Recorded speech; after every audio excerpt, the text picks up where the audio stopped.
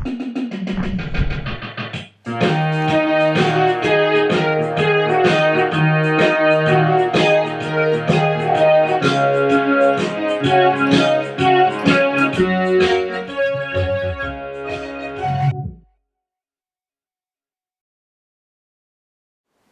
there, Sage candidate of Vo2max Productions with our 5th official installment of the Training Talk series. And as always, feel free to comment below with the topic of discussion for future Training Talk series, and whichever comment gets the most thumbs up is the one that I'm going to go with. And again, I really appreciate all the feedback and support. Sorry if I can't get back to all the comments, there are just too many coming in, but thanks again, I really do appreciate all the views. So today's training topic comes from Derek Morgan, and Derek talks about, or asks about base training, and kind of what are the benefits of building your aerobic base, and how long should you do that before you start more formalized interval training or Vo2max workouts or more intense track workouts, and will being patient and building your easy mileage up really pay off? And so that's a really good question, and it immediately makes me think back to Coach Arthur Lanyard back in the 60s. He was coaching this 800-meter runner, an Olympian, Peter Snell, and Arthur Lanyard really set the foundation of periodizing your training, or dividing it up kind of into blocks or chunks where you kind of emphasize different things. So he incorporated a base building phase, which was, for Peter Snell, half-miler, 10 weeks at 100 miles a week, and he was also doing weekly 22-mile long runs. So he was training a lot like a marathon runner, building this gigantic aerobic base with high mileage, steady to easy paced runs. A lot of them would be steady 70% effort. Steady state is what he called it. And really, when you look at more modern training programs now, you always see this element of base building endurance. And for a lot of people, this is applicable to when you take a break after a big race, whether you just ran a marathon and you need to recover, or maybe you just didn't run very much in the winter. Maybe you were skiing or something, and you haven't run for a while. You've taken 5 days off, or 5 weeks off even, and so you have to slowly build back into running. You have to kind of start from square one and get your fitness up. And this happened to me a lot, especially in running Division I college at Cornell. During the summer, we basically had 2 or 3 months where we didn't race, and we were getting ready for racing a whole season of 8K to 10Ks for cross country in the fall. And so, I'd usually take a break and then build back from square one in this base building phase. And, for a lot of people, it really depends on how long you've been running and how high your weekly mileage has reached. But general rule of thumb is you want to spend probably at least 3 weeks just doing easy runs.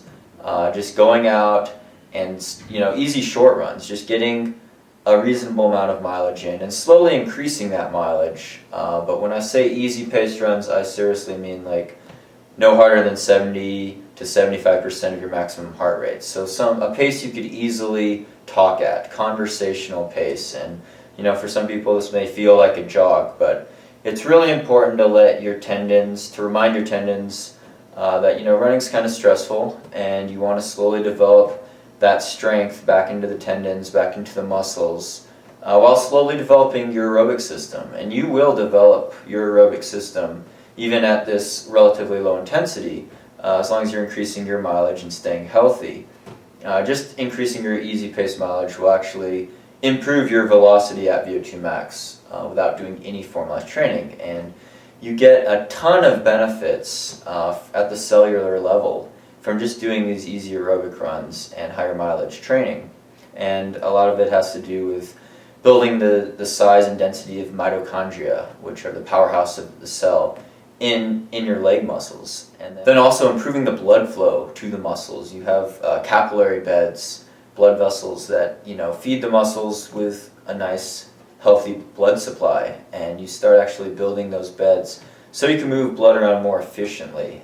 This definitely as a process, it'll take, a series of weeks and months to really pay off, but it's something that you want to start with because these aerobic adaptations take a lot of time, and the more time you can spend doing this before you start doing really intense Vo2max workouts where you're, burning with lactic acid, the better, because it's going to allow you to reach a higher fitness plateau, and it's going to help preserve your fitness during the more intense season when maybe you have a series of races or you're starting to do these more intense workouts. You're going to have all these aerobic benefits that you could always fall back on, and all this muscular strength and tendon strength that'll help reduce the risk of injury from doing the faster workouts. That being said, I think you could introduce some tempo run workouts and some strides after 3 or 4 weeks of easy running. It would be perfectly acceptable to do a weekly tempo run session. The key with the tempo run is really not to do it too hard, because most people, myself included, always kind of rush into it with the first tempo run. We think we could run our marathon pace right away, but that's usually not the case. Usually you want to be more conservative and try not to go over 80 to 85% effort or 85% maximum heart rate in any of these sessions. So you do have to be patient. And over time, over a series of weeks and months, your tempo pace, your threshold should be able to increase, and it should feel easier and easier. But you definitely want to start getting those in, and you want to start getting in a long run. Whether you're training for a 5K or a 50K, you should have some element of a long run in during this base phase, and it could just be a weekly thing where you have a single run that's a little bit longer than your other runs, but slowly over time it might build up to 15 miles or even 20 miles or farther. And you don't need to go really hard on the intensity in these long runs, but it is good to challenge yourself every once in a while as you progress. And then with the strides, that could be as simple as doing 4 by 100 meters at mile race pace after an easy run, and taking a full recovery before that. And I think that's important to activate your fast twitch muscle fibers and to get your legs turning over faster. So overall base building program, we're looking at probably at least 2 months before you'd start doing any hard Vo2max training. And obviously it depends on your schedule and what type of race you're training for, how soon that's coming up.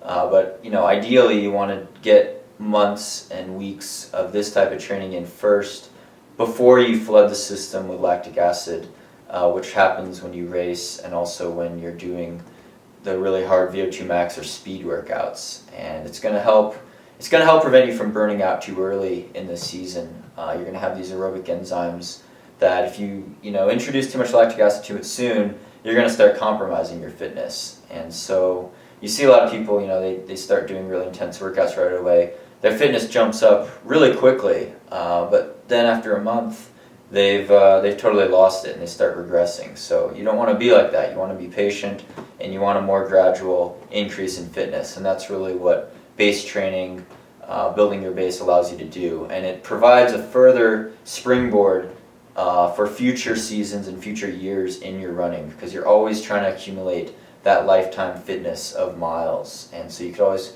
kind of go back on that strength that you developed from doing higher mileage, easier intensity running. And when you introduce those more formal speed workouts or Vo2max workouts, your mileage might even decrease a little bit, but you've upped the intensity. And so you're always, there's this delicate balance between your weekly mileage, your weekly volume, and the relative intensity that you're doing workouts at. And that's kind of a more complicated thing that I'm not going to talk about now, but it does have to do with this whole concept of periodization and dividing your training into blocks where you're focusing on developing different systems at different times. And the aerobic benefits you get from base building, though, are really worth it in the long haul, because if you don't get sick, if you don't get injured, if you're sleeping well enough and you're eating healthy, eventually they will pay off. And it might take a series of months or even years, but it's going to allow you to reach a higher potential in your running. Thanks for watching, and stay tuned for more Vo2max productions.